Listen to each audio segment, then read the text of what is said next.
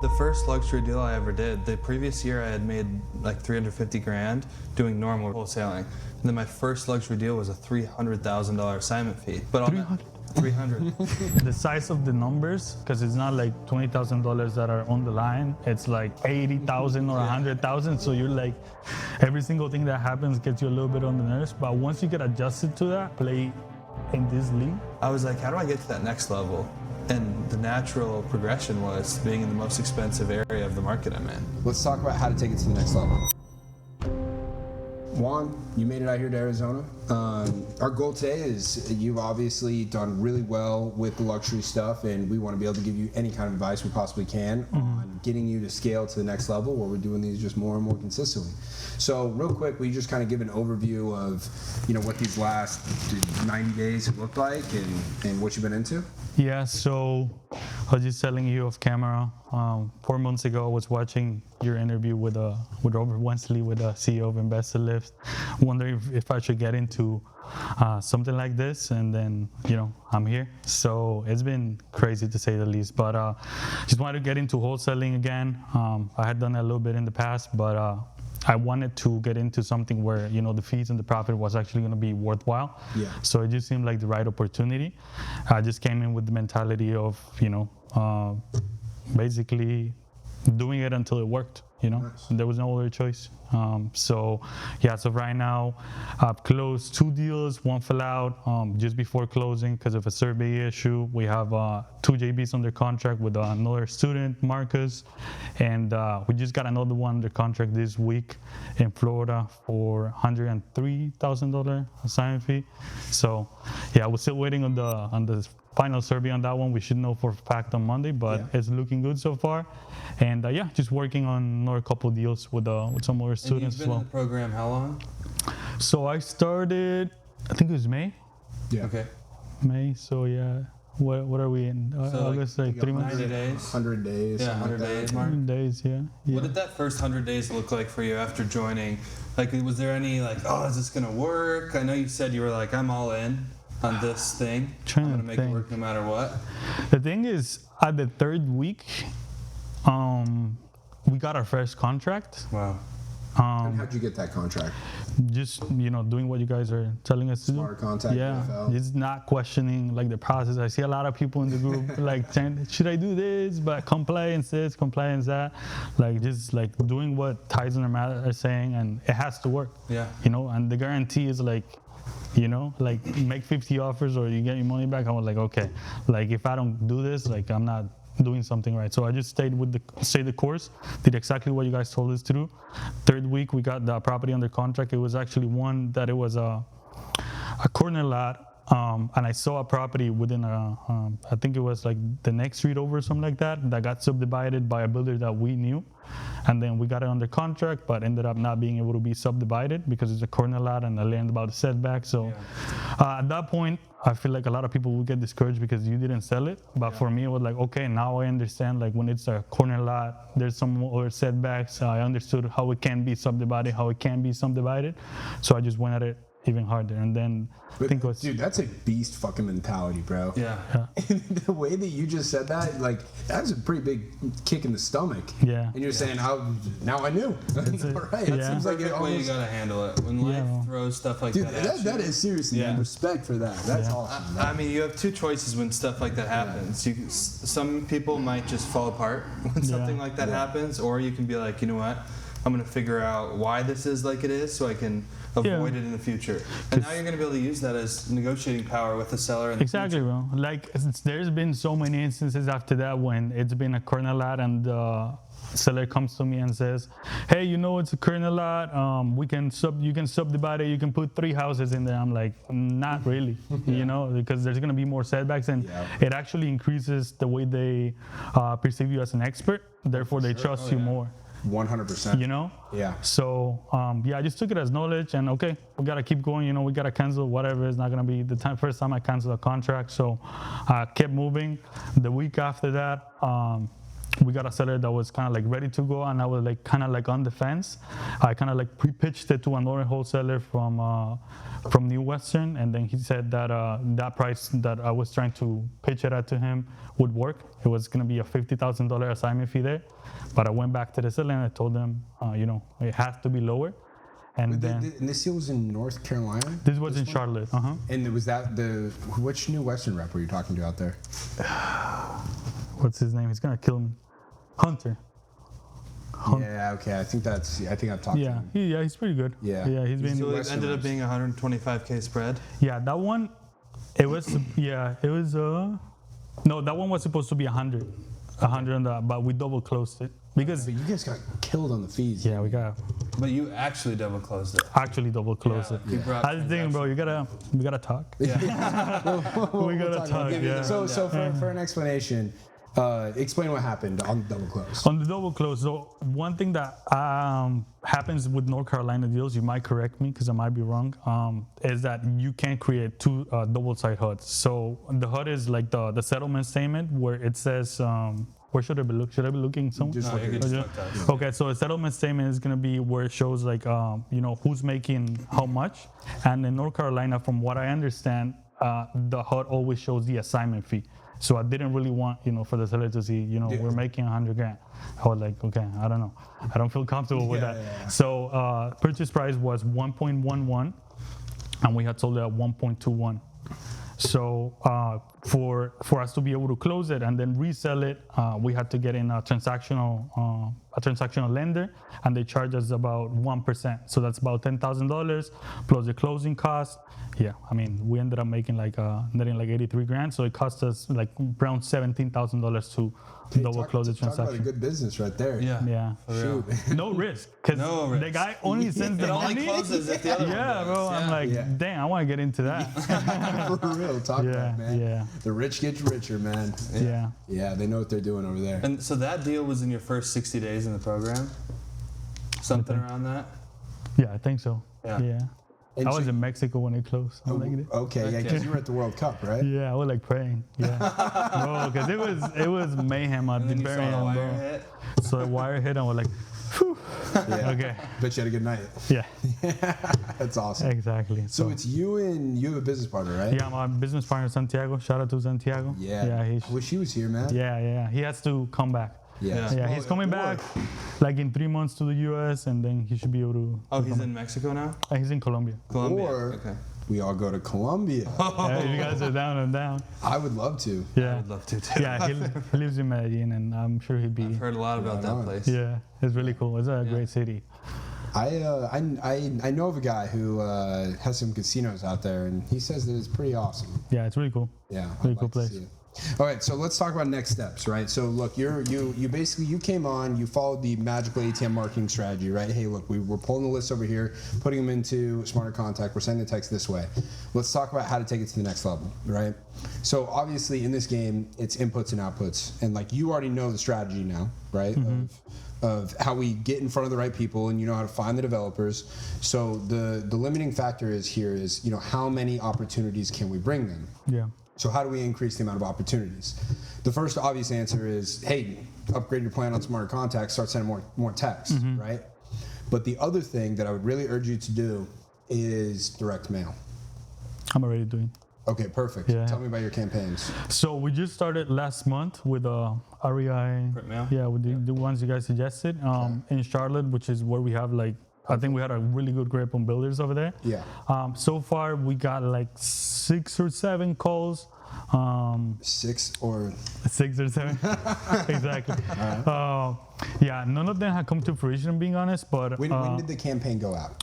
I think it was July. Is it is it a multi-touch campaign? Yeah. Okay. So this Friday we're supposed to start our next. So today, Perfect. our second batch is going out. Okay. So yeah, we're following exactly just like we said. Watch how quick Yeah. it starts to compound Yeah, because on we itself.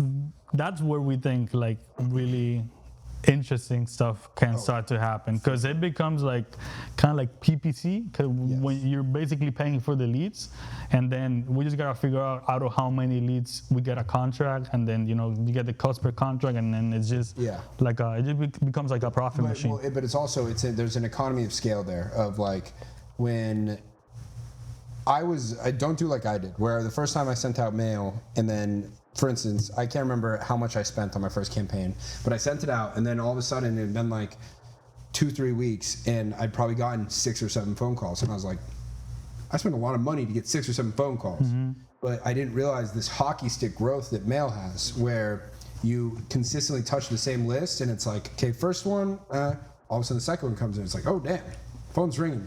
And then the third touch goes out, and it's like, oh, okay. Yeah. And these things, they just pick up like crazy. And so that just grows on itself, where it's like, then once you just get consistent, where it's like, hey, we're sending out mailers, all the time. And that is just where it feels like PPC. It's like we have a machine, it's predictable, but it only gets better. It gets more efficient, right? Where at first, maybe it's, hey, we're closing 1 in 15 inbound calls. Then all of a sudden that number's 13, then it's 12, then it's 10, exactly. then it's 9 or whatever, Yeah, because even if you're getting 7 calls, we spend like $2,500. We did the math, and it came to around $400 per call per lead. Even if you get like, say, 1 contract out of 10, that's what, like $4,000 for a $50,000 assignment fee. That's like what is that return, bro? Like 12x. Yeah, 12x. Here's the thing: is you have the right attitude about it. You see it that way. Because I'm the same way. I'm like, dude, I'll pay $10,000 for a lead. Exactly. That turns into even a $50,000 deal. Yeah, give me that. I'll pay $10K. Yeah, exactly. And $50K on the lower range. Yeah, well, exactly. That's what I'm saying. I'm looking worst case scenario here. I can't tell you how smart it is, though, that you are investing money that you've made from this already back into it. Because a common mistake people make is they buy the Rolex. They buy a Rolex. You could have pulled up an RM, bro. Yeah. I mean, you get your first deal done, and it's like, oh, $100,000 in the bank account. Yeah. What can I go spend money on? Yeah. Instead of like, how can I scale this to keep stacking these on top of each other? And you've immediately done that. Yeah. And you've already seen the rewards of that because you have multiple deals about to close in the pipeline. Exactly. I feel like it comes a lot to do with a little bit of experience. Like, it's not the first time that me and my partner we see that kind of money. Yeah. So it doesn't really, of course we're super grateful, and to do it so fast is where we were like, oh, this is really impressive. But Did you we expect really it to happen that fast? Honestly, I put myself a goal that in the first 90 days I wanted to do at least 100.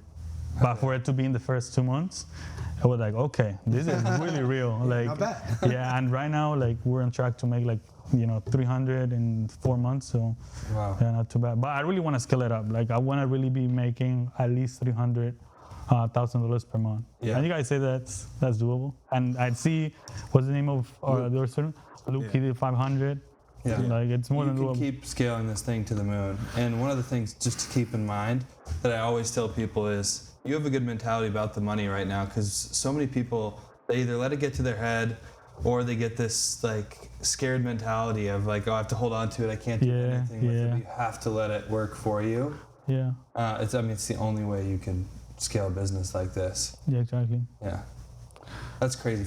You're a doctor's salary, like $300,000 in 4 months. There's not many other things in the United States. That with no experience, no license, no nothing. Yeah, and that's why it's so tricky to like explain it to somebody else, because they're not gonna believe you. Dude, and like, I'm sure, I don't know, you guys get a lot of like pushback on like people think this is, I imagine. People are like, dude, that's a scam. That's not real. Exactly. I've had people in my family be like, is this real? Is this the real deal? And I'm like, you should see the money that's hitting these bank accounts of these students. They think you're like doing something illegal. And once they see, they're like, that can't be. Yeah, that can't be real. Yeah. No, it's really like a paradigm shift, to be honest. Sure. Like when you see the first couple, because in that first one, for example, that first assignment fee, like the other guy, the other wholesaler that bought it from us, he ended up making also 6 figures. No. Yeah, bro. Really? Yeah, it was like a $220,000 assignment fee. Wow. But honestly, I just wanted a proof of concept. Yeah. And he told me like, hey, of course I can pay that much, and at the end of the day, I gave him that price. So I'm cool with him making that. But it's just mind blowing that there's assignment fees that can be that big, because I'm so used to like in my past wholesaling experience, like grinding it out for like 5,000 and Just trying to get it. the granny's dying, and then there's probate, and then a bunch of heirs. So What was your biggest assignment fee prior to this? I think, don't quote me on this, but I might still have like the record on the other company that I was working yeah? with, 275. Oh shit! What was that deal? It was a portfolio in Ocala. Oh, Well, there we go. Not How one many? house. How No. many? 23 houses. Oh shit. That it was a grind, bro. Like It when I took tell you it 20 was a grind, it was, bro. The last day before closing, I wanted to throw up. Like it Really? was so fucking stressful, bro. Oh, I 23 houses. Let's just think about that. The 23 houses to make 275. Still a crazy. Were they all? assignment Were they tenant occupied? Yeah. fee. That house. We had to vacate every single one of them Oh, you had to get them all out? Oh. in 3 months. Wow. And then a week before we closed, the buyer comes back and tells us, hey, actually, I would have preferred to have them rented out. Oh my gosh. You would Yeah. think so. Did they need work Well, I done? thought, yeah, if they're gonna renovate it, that's the only reason. Yeah. He was doing a 1031. Oh. So he just needed to buy a property, and it was just the perfect time. But he was he was a pain in the Like, ass. so you on that deal, they only made 40 grand? Yeah, like 15% on that, yeah. And that's before taxes. Yeah. So after taxes, yeah, it was like 20, Yeah. you know? Puts Yeah. things in perspective. I mean, super grateful. Like, I don't want to talk anything bad about that, because it was like a lot of good experience, and it taught me a lot of grit and like how to stomach a lot of punches, because that was like, bro, the day before, I get a text from the seller. He says like, hey, if you guys don't close tomorrow, I'm pulling it out. I have another contract that's paying me $175,000 more, and he sent me a picture of the contract. Wow. And I was like, oh my God. And it was about to be the biggest assignment fee of the company. Yeah. Holy shit, your feet were against the fire. Yeah. Wow, man. That Yeah. is crazy. Yeah. It's crazy. How does the stress from that deal compare to like what your luxury deals have been? Have they been easier? It's different problems, you Yeah. know? You're dealing with different problems. It hasn't been as stressful. I think because of the size of the numbers, it takes a little bit of adjusting, because it's not like $20,000 that are on the line. It's like 80,000 or 100,000. So you're like, every single thing that happens gets you a little bit on the nerves. But once you get adjusted to that, and I feel like me and my partner, we're getting to a point where we're getting adjusted to play in this league, kind of like to say, I think it's easier. I mean, you don't need to know about the roof, HVAC, no That's the inspection best period. part. And Oh the thing I love, bro, I love when they have a survey. It's like I was telling one of the students that was asking me like questions and whatnot. When they have a survey, it's like, imagine as if they had a just done inspection period and they gave it to you. That's what it's like. Yeah. So it just makes things so much easier. So Yeah, for sure. yeah. No, It's like such the a big financial thing. thermometer that you always talk about. Oh, for sure. have When to you just completely- when it happens, yeah. Because I always think there were two very big pivotal moments in my life. Like the first one was when I closed my very first deal. I made $15,000, and I always say that's the second richest I've ever felt my entire life. And the first richest I've ever felt my entire life was when I closed my first deal for $100,000, and I was like, holy shit.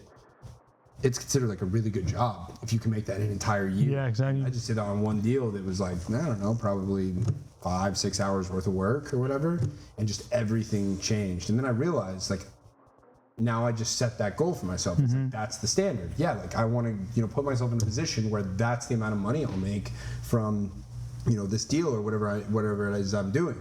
And it's crazy, how much better you are at getting to places when you have goals like that. If your goal is to make $10,000, You might make it. yeah, you know, we might make 6, 7, 8, whatever, somewhere in that. And then if you hit your goal, great. But it's like, okay, if your goal is to make $100,000 and you make 60, 70, 80, it's like, okay.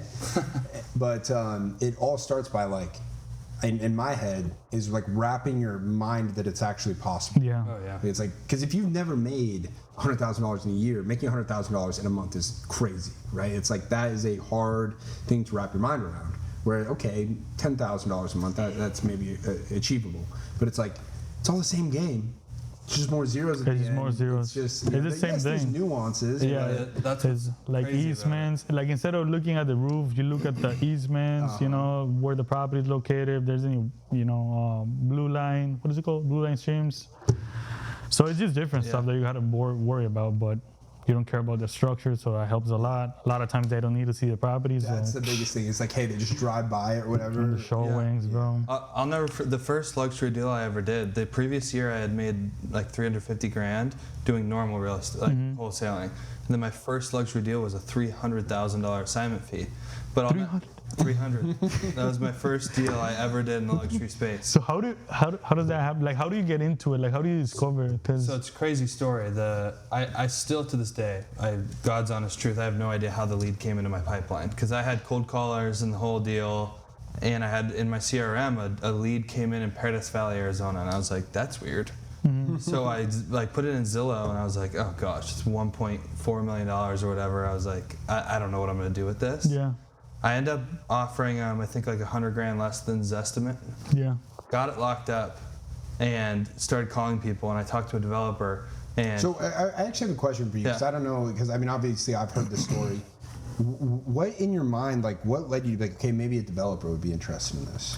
So I started looking at builds in the area on similar lots. I just started looking in the area, and I kept seeing the word. I didn't really know what it meant, to be honest. I kept seeing development in the description. Yeah. And I was like, what does this mean? And I kept saying active new development opportunity. Yeah. And I was like, all right, there's clearly something's going on here. Like there's new homes being built.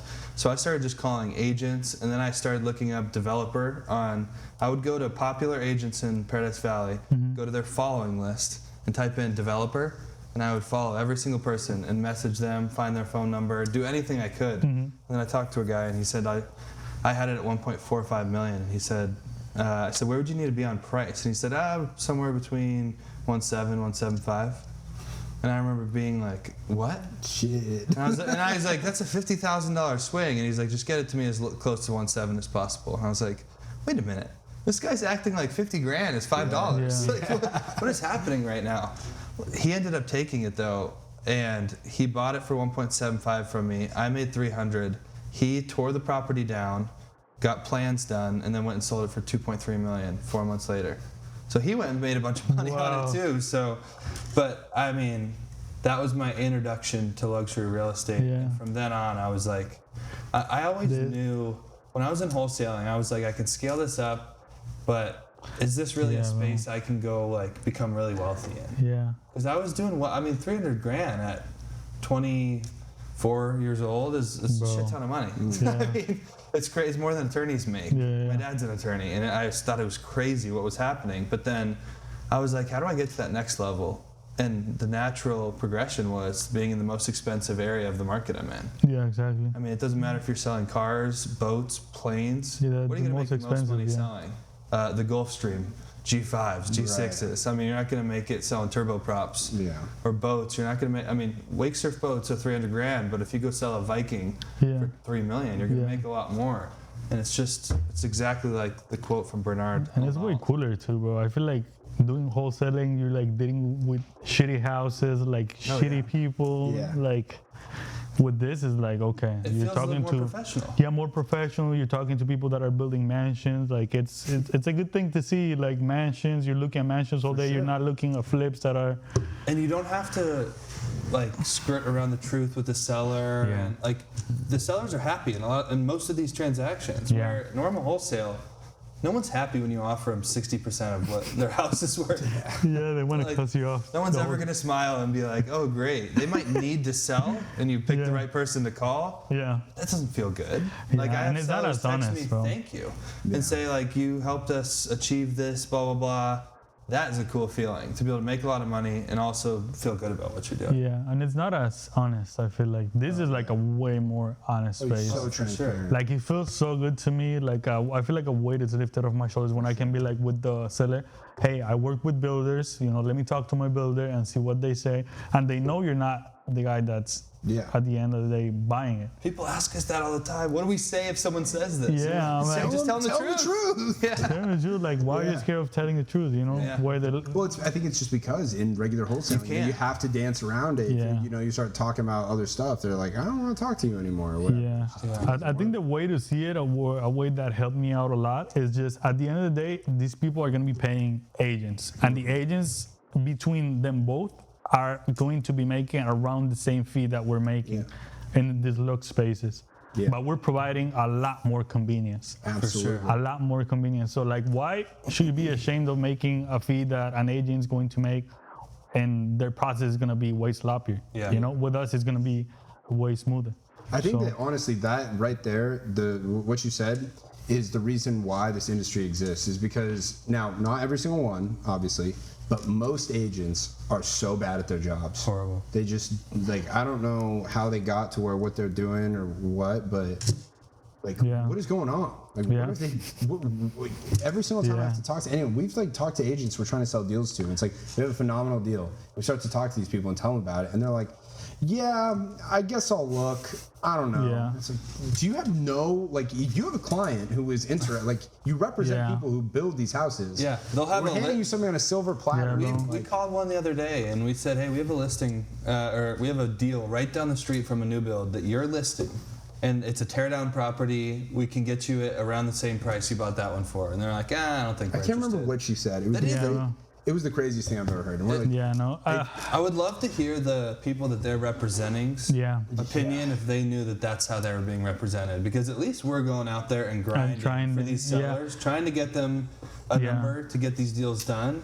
Where the They don't- agents, sit back, relax, wait for their phone to ring, answer it when they feel like it. Yeah, I think it's because the just- entry barrier is so low with like realtors that they think like the business is supposed to come to them. Like for example, I'm licensed in North Carolina and in Florida, so I know like, bro, this test to become a realtor, like they're asking you how many square feet are in an acre and type of shit, that type of stuff, you know. So like, there's many? people that become realtors that don't really know anything about sales, anything about like customer service, anything about like how to treat a lead like the right way, or like how to make a deal happen, you know. Yeah. Or they just don't have the hunger. So Well, also, I think that just this whole way the system is set up, of they have their broker that is like essentially God to them, and yeah, and then also it's like the broker. Yeah, I don't know. It's the whole thing is just like a house of cards that I'm just waiting. Like I really do not think that realtors are going to be around for much longer. yeah. Like you'll obviously have real estate attorneys who will help with stuff, but like I look at my friends and stuff who are buying houses, then they're not like talking to the realtor. Oh hey, they're sending the realtor shit on Zillow. I want to go see this. Yeah. It's like at that point, why do you even need them Yeah. to negotiate contracts? Yeah, hire an attorney for that. For, They're gonna be for better. paperwork. Yeah. Like Claude can do nowadays. Right. So 100%. You wouldn't believe how my wife is an agent, so I hear calls on speaker all the time that she has Yeah. with people. And she'll call people. My sister just bought a house. My wife called the agent and said like, "Hey, does your buyer have any flexibility? Like, we can't come up to that offer." And the other agent, "Yeah, I mean, between you and I think this number would get it done." And I'm like, imagine being that homeowner, $45,000 gone like this. My sister would have come up and paid that number, but they just right out of the gate, oh yeah, there's some flexibility. It's just the wildest thing ever to me. But they just want to get the deal done. I mean, there's some good ones. I'm not gonna say those are the 100%. like, I there's think some a really good good. agent is like worth their weight in gold for sure. Yeah. They know how to negotiate, get the Yeah. right price, work through issues, between sellers and buyers who maybe are not the most agreeable people. Yeah. Like, for sure, there's a time and place for it. It's just The best agents, in my opinion, too, that a lot of the ones that work with developers, they like wholesalers, especially wholesalers I was that just do gonna it the say right that, way. bro. We provide them so much value, and much they look value. so good bringing those deals to their Yeah, because it's like developers. they're off market, and most of the times they have the best buyers too. Because right now, for example, in Raleigh, we have one where there's an agent that came like $70,000 above $50,000 above anybody else. But I think it's because he has a builder that is pre-approved. He's starting out, and the only people that are gonna get to those builders, in my opinion, is gonna be those agents. sure. Because they're not out there looking for more business because they're so focused on getting their business started. So if you reach out to those agents that actually know what they're doing and they're like into wholesaling and they understand, what an assignment of contract is and the value that we provide, those are some solid agents. for Like sure. we have a few in Charlotte and Raleigh that it's super good to work with them Yeah. because they're so professional. They know how to keep their clients online. They're always on time. Like they bring like a professional side of things that, it's really, really valuable for us as wholesalers. definitely. There's definitely two sides to that coin for sure. Yeah, you just typically only hear about the bad side. Yeah. Yeah. Most of the good agents, though, I feel like the reason that they know how to shield their client from certain things with it being an off-market transaction. Yeah. There's an assignment fee, and they just tell them, hey, there's someone that has the property under contract. Yeah. We can get it. Yeah. If they can educate their seller, which sometimes I think Tyson and I need to start teaching realtors about wholesaling because So it would they be a understand. valuable course. to Because people think it's you're scamming somebody. they do. They really And do. a lot of realtors thinks like they see that the name on the deed is not the same name on the contract, and they think you're scamming somebody. I'm like, yeah. so annoying, man. There's so much business that is all just. It's exactly what we do. It's being a middleman. It's being an arbitrager of we find somebody and we know somebody else who'll pay more. It's but you know what? Nobody cares that Lululemon has a factory that's making their stuff that they slap their logo on and sell to you for $100, even though they don't give a shit about that. But all of a sudden you're doing it with a house, and it's something that like anybody could do, and now all of a sudden it's a problem. Like I would hate it if I was an agent too. If I had to sit there and just hope I got a listing or sit at an open house and not go grind at all, I would can feel see the that. same way Like and be like, wait, these guys are making that much and I'm making this much. I would feel like that too. But to those people, I would say, come to the dark side. Yeah. There's a lot more money to be made over here. Way more. Like way more. But like you said, finding an agent who, especially they represent with builders, they understand wholesaling and being able to talk to them and build that relationship is awesome for sure.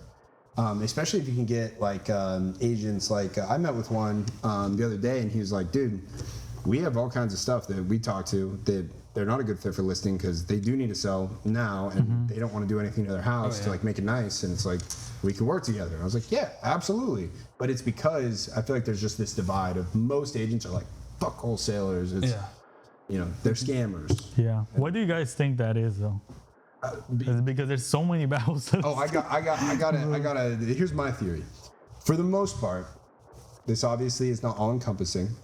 For the most part, agents are more like the people at school who like had their binders all color coordinated and like, they're really good at following the rules, whereas like wholesalers are just more of that like hustler, like let's Everything stuffed in the backpack. everything stuffed in, and I just feel like it's that difference in person, and that's why it's like causes this clash.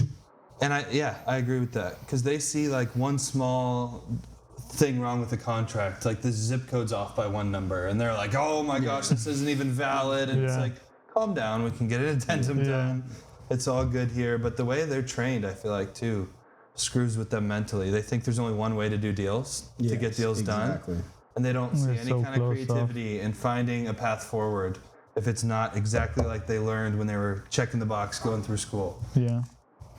No, I think that's the thing that they have to do. Like, if they're so pissed about wholesalers making that much money, why don't they, start working with us or like ask us how to do it? Yeah. Like, here's a piece of gold for you.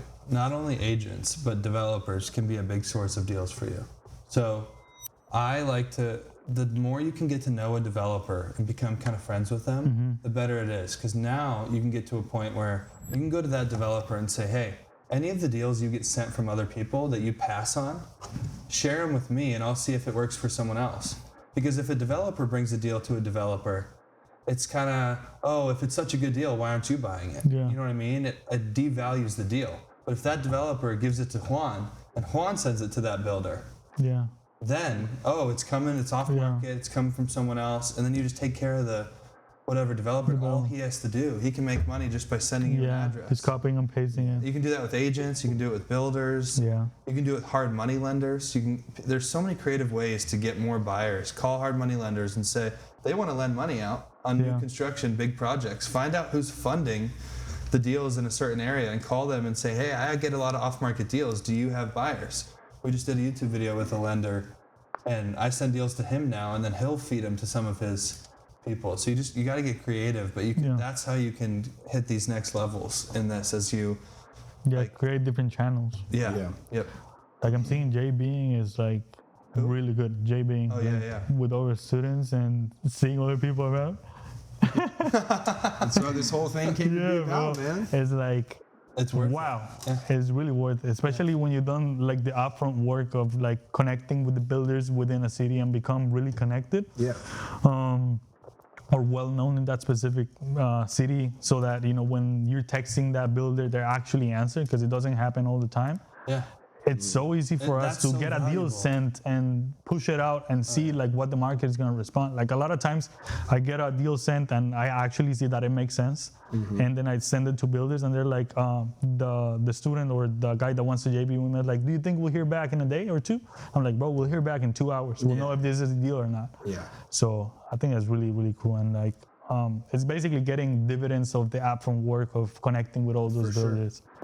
It's so Yeah, nice. you front load it, you build those Yeah. relationships, and then that's something that you can go and foster. And I mean, it's literally, it's so awesome for us because it's like so much of what like we planned out in our head, we just see come to fruition. Like we wanted to build something where it's like, hey, all of a sudden we know all the people everywhere. Where now it's like, hey, we get a deal in North Carolina, I know who to send it to. Yeah. Yeah. You're connected, right? Get one in Florida, we know where to go, and we've got, you know, the whole idea was for us to build this so where it's everywhere, and it's like, we just have the market because again, our whole thing is we want to be the biggest developers everywhere.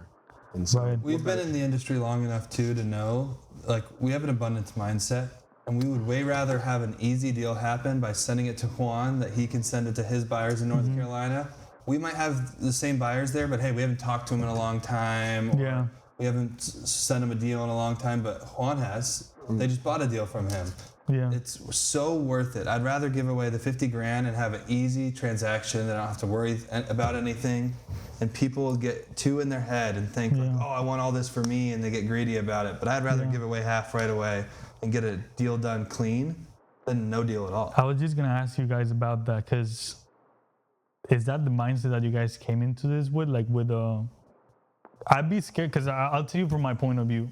Maybe somebody like me that isn't in your shoes would think, oh, I'm creating this course and I'm creating all this competition. Like, why would I want to ruin my own markets? You know, why would I want to, you know, let all other people like take away deals from me? Yeah. So that's why I think by you guys providing this opportunity to people, that's super like selfless, you know, and like, how do you guys go about that and not think that you are basically feeding your competition? Because you guys could have done this on your own, probably created, I don't know, an army of people calling the phones and all these states and making a bunch of money, but you guys didn't. You guys wanted to actually help out wholesalers go to the next level. So how do you guys become or come to that realization? Yeah.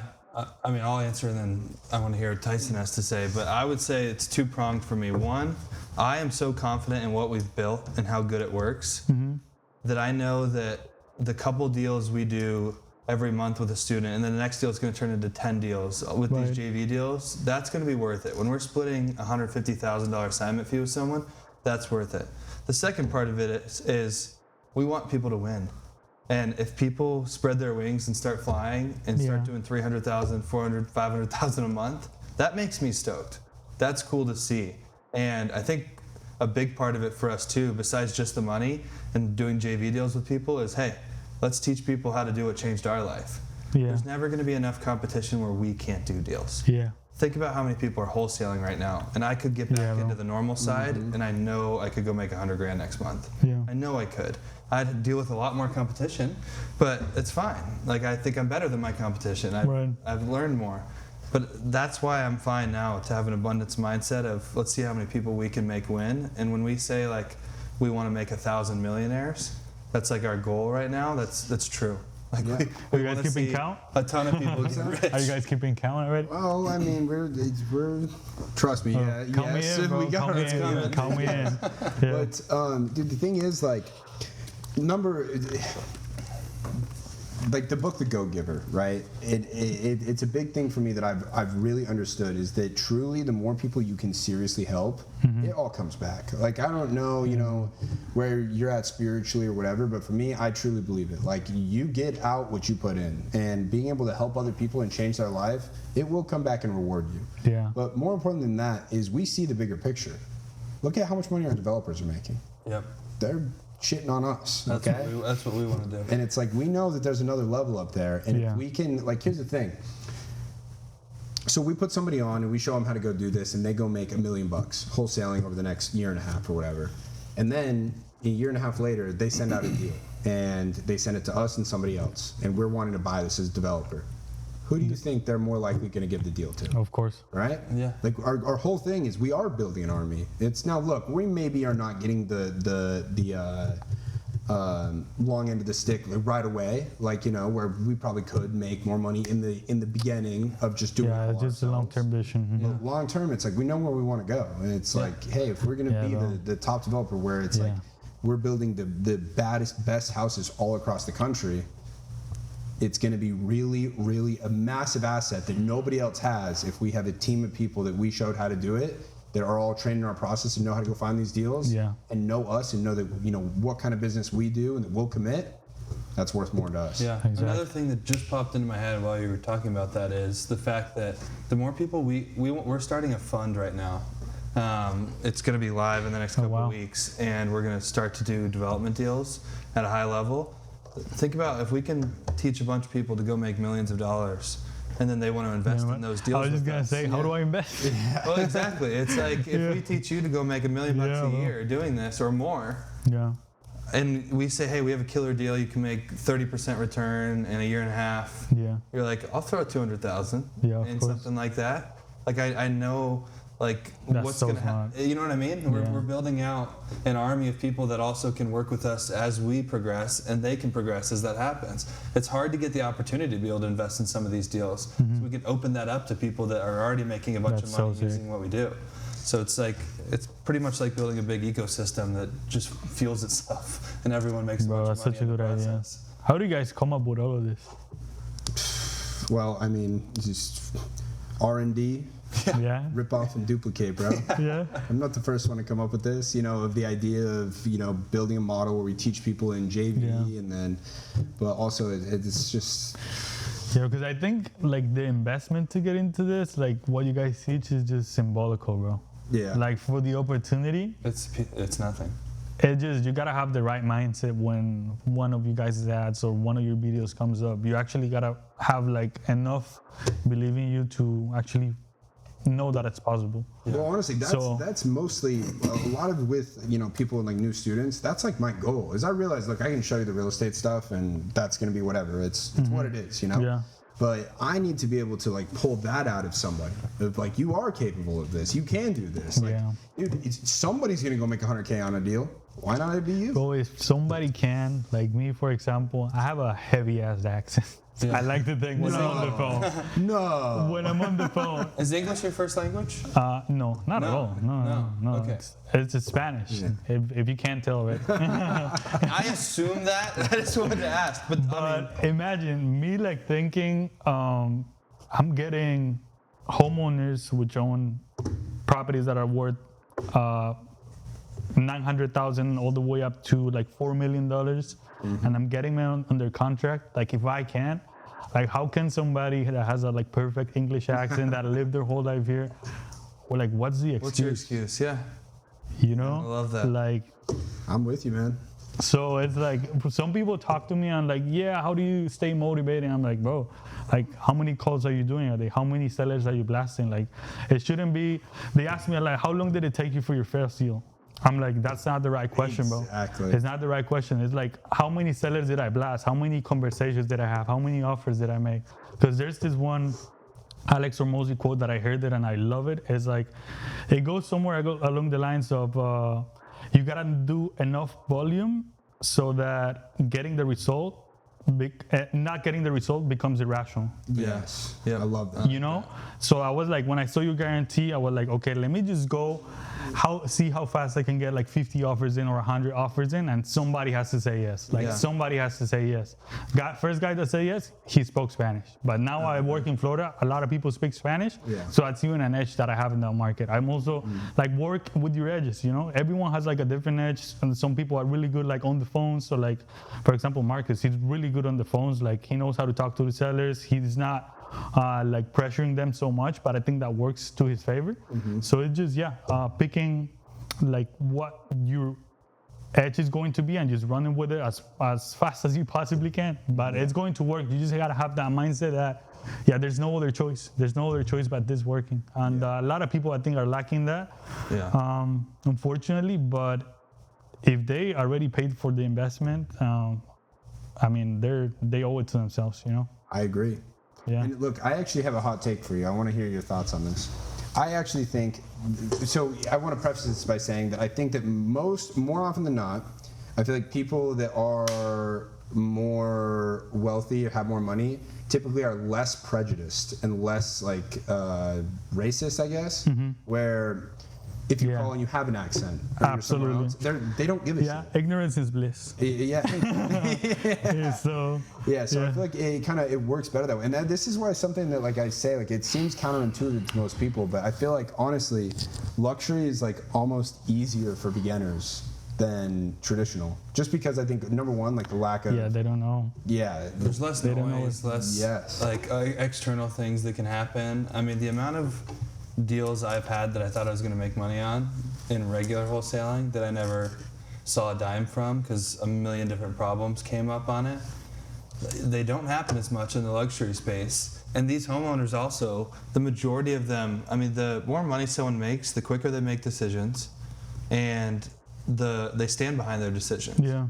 And you don't have all the other tax delinquency and all this different stuff hanging over your head. These people know how to do. And the flipper, I feel like when you're wholesaling like regular deals, the flipper is kind of like your enemy. You know? Definitely no. Because you're like fighting the same amount of money. You're basically, there's like a $50,000 to be made in that deal. And you're just fighting it the whole time with that flipper. To see like who's gonna get their portion here. The builders are like, dude, that is a damn good point, man. I've never thought about that, and you're absolutely right. It's a PvP thing. It's kind of it's you versus. It's basically who's getting, and that's your customers. So that sucks. Yeah. Well, look, we are we got a reservation with a big ass steak in about 10 minutes, man. So we got to wrap this up. But we're obviously going to continue this conversation. Last question, or one question I want to ask you. What do you have to say to someone that is on the fence about joining? Like, what would your advice be to someone like that? On the fence about joining. I think if you don't want to be stuck in a 9-to-5 job, or maybe have bigger goals than just making 6 figures in a year, I think you owe it to yourself. If you're already thinking about it and you already came across this, like this is not an opportunity that you want to let yourself pass by, because you might look back, I don't know, 5 years down the line and see, what if I would have trust Tyson, and at that point you guys are gonna be the biggest developers in Arizona. What if I trusted them at that point and I got into it? So if you're already thinking about it, I think you just owe it to yourself. To be honest. Like I think you guys have payment plans, like all these things too. We do everything we can to help people get it. Honestly, it's a no-brainer, because you guys are saving them so many issues that are gonna come up when you try to do it on their own. I mean, I think with the information that is out there in your YouTube channel, for example, like they could start. But honestly, there's so many like nuances and moving parts that they gotta get acquainted with, that I think it's just so much worth it. Like me, for example, what is my ROI in this investment? I don't even. How much did you invest total? 3,000. And you're at how much in projected profit from stuff that's assigned or closed? Yeah. So all in all, should be like 300. 1000x. 1000x return. Hey, it's the fucking me scale. Have you heard me talk about this? The what? The fucking me scale. No. So this is something. It's not my idea. It's this guy Jeremy who he's the one who talks about it, and I loved it. And it's basically like when somebody invests in mentorship, I'm fucking them. Like they pay us $3,000 in the very beginning. We're fucking you, right? Because we have the money and you have nothing. You're gonna get the knowledge, right? Yeah. Hopefully, we'll turn it into money, but our goal is to get you so far on the other end of the fucking me scale where it's like, damn, I paid $3,000 and now I'm making $300,000. Like I'm fucking them, right? And that's what we want. We want that. We want it to be such a grand slam home run of, wow, this was the best decision I ever made, to where it feels like that. Yeah, and it definitely feels like it. So. I think the only obstacle is like believing that it's actually possible, or believing that it's true. But I mean, there's so many nowadays. Like there's so many receipts out there that it's just gonna take like 20 minutes of research for someone to actually find out like some of the deals that you close. Like they can look up and see and talk to the builder and see like, hey, who brought you this deal? Was it Matthew? Yeah. Like, hey, who brought you this deal? Was it Tyson? Yeah. And then you can find out. So.